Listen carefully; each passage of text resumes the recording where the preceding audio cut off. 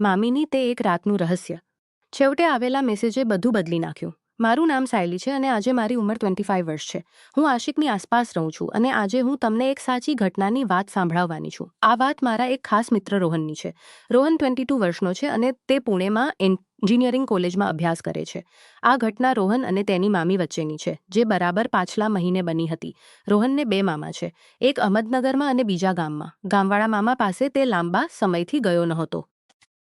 દિવાળી પછી ત્રીજા દિવસે વડીલોના કહેવાથી રોહન બસથી ગામે ગયો. મામાનું ઘર ગામની શરૂઆતમાં હતું. ખેતરમાં બધા વ્યસ્ત હતા. રોહન ઘણા દિવસ પછી ગયો હતો, તેથી કોઈ તેને ઓળખતું નહોતું.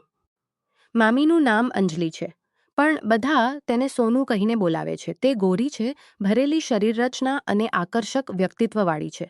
હંમેશા સાડી પહેરીને તે ખૂબ જ સુંદર દેખાય છે. શરૂઆતમાં રોહન મામી સાથે વધારે વાત કરતો નહોતો, તેથી તે થોડો અસ્વસ્થ હતો. પહેલા દિવસે તે મહેમાન જેવો શાંત રહ્યો અને ફોનમાં જ રમ્યો. રાત્રે અડધી રાતે મામા ખેતરમાં પાણી આપવા ગયા. રાત્રે 2:30 વાગ્યે રોહનને જાગ આવી. ઘરમાં કોઈ નહોતું. બાથરૂમમાંથી પરત આવતોમાં અણઘડ રીતે સૂતી હતી. તેની સાડી બાજુ પર ખસી ગઈ હતી. તે દૃશ્યથી રોહનના મનમાં મામી વિશે અલગ જ વિચારો આવ્યા. તે લાંબો સમય જાગતો રહ્યો અને પછી વિચારતો સૂઈ ગયો. બીજા દિવસે સવારથી રોહન મામીને અલગ નજરે જોવા લાગ્યો.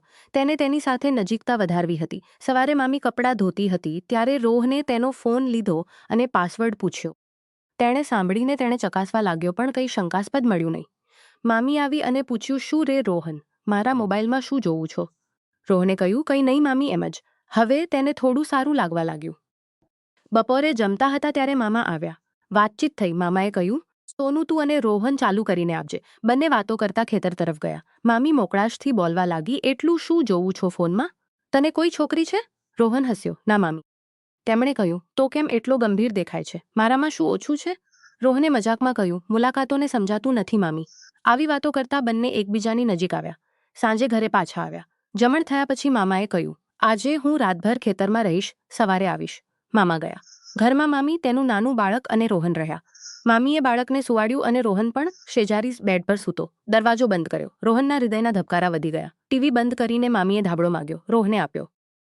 બંને એક જ ધાબળામાં સૂવાના હતા. આ વિચારથી તે ખુશ થયો. મામી તેની સામે મોં કરીને સૂતી હતી. રોહન ધીમે ધીમે તેની નજીક સરક્યો. તેણે તેની કમર પર હાથ મૂકવાનો રોહન શાંત કર્યો. અચાનક મામીએ પણ હાથ મૂકવાનો પ્રયાસ કર્યો. પછી તેણે પોતાનો પગ તેના પગ પર મૂક્યો. કોઈ વિરોધ નહોતો. પણ જ્યારે તે વધુ આગળ વધ્યો ત્યારે મામી ચોંકી ગઈ અને બૂમ પડી, સૂઈ જા. રોહન ગભરાઈ ગયો અને બાજુમાં સરકી ગયો. મામી પાણી પીવા ગઈ અને પાછી તેની નજીક આવીને સૂતી. રોહને પાછી હિંમત કરી. મામી ગંભીર અવાજમાં બોલી, રોહન, તું શું કરે છે? મને ખબર છે. તે તરફ સરક, નહીં તો હું તારી મમ્મીને ફોન કરીશ.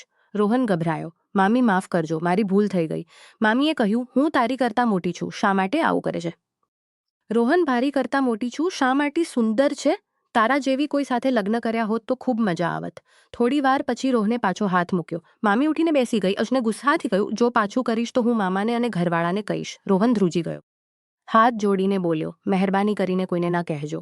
મામીએ કહ્યું, ખૂણામાં જઈને સૂઈ જા. પણ રોહનની જિદ્દ હજી બાકી હતી. અડધો કલાક પછી તેણે કહ્યું, મામી, તું ખૂબ સુંદર છે. મારું મન વશમાં રહ્યું નહીં. તેણે કોઈ જવાબ ના આપ્યો. રોહન તેની નજીક ગયો અને તેનો હાથ પકડ્યો. આ વખતે તેણે વિરોધ ન કર્યો. તેની આંખો ચમકી રહી હતી. તેણે કહ્યું, રોહન, તું ખૂબ ધીટ છે. ચલ જોવા દે તારામાં કેટલો દમ છે. પણ યાદ રાખજે, 5 મિનિટથી વધુ ટકશે નહીં. રોહન ઉત્સાહિત થયો. મામીએ કહ્યું, પણ એક વાત એ છે કે જે કંઈ થશે તે આ રૂમમાં જ રહેશે, બહાર ના જાય. કાલે તું પહેલાં જેવો જ રહેજે, મર્યાદામાં. રોહને વચન આપ્યું. પછી તે રાત્રે બંને એક અવિસ્મરણીય અનુભવ મેળવ્યો. બહાર વરસાદ પડતો હતો અને અંદર કંઈક નવું સર્જાયું હતું. મામીએ કહ્યું, આજે તું જીત્યો. સવારે મામી હંમેશની જેમ સાડી પહેરીને તૈયાર હતી. મામા આવ્યા. બધું સામાનની ખૂબ પ્રશંસા. તે આખો દિવસ રોહનના મનમાં તે રાતની યાદ હતી, પણ મામી શાંત હતી. બપોરે રસોડામાં રોહન ગયો. મામીએ કહ્યું, વેડા કરશે નહીં, મામા અહીં છે. પણ રોહને ખેંચ્યું. મામી હસીને માની ગઈ, તું ખરેખર ધીટ છે, પણ હવે વધારે રહેશે નહીં. સાંજે રોહન નીકળી ગયો. મામીએ ડબ્બામાં એક ચિઠ્ઠી મૂકીને આપી. ચિઠ્ઠી વાંચીને રોહન હસ્યો. કેટલાક મહિના વીતી ગયા. એક દિવસ બાપુનો ફોન આવ્યો કે મામાનમાં નોકરી મળી છે અને તેઓ રહેવા આવી રહ્યા છે. રોહનને આનંદ અને ડર બંને થયા.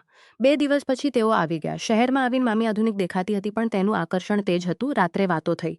બીજા દિવસે મામા ડ્યુટી પર ગયા. મમ્મી અને બાપુ બહાર ગામે ગયા હતા. ઘરમાં ફક્ત રોહન અને મામી હતા. રોહન રસોડામાં ગયો પણ મામીએ હાથ ઝટકી લીધો અને ડરથી બોલી, "રોહિના, મામાને શંકા આવી છે. તેમણે જાણી જોઈને બદલી લીધી છે નજર રાખવા માટે." રોહનને મોટો ધક્કો લાગ્યો.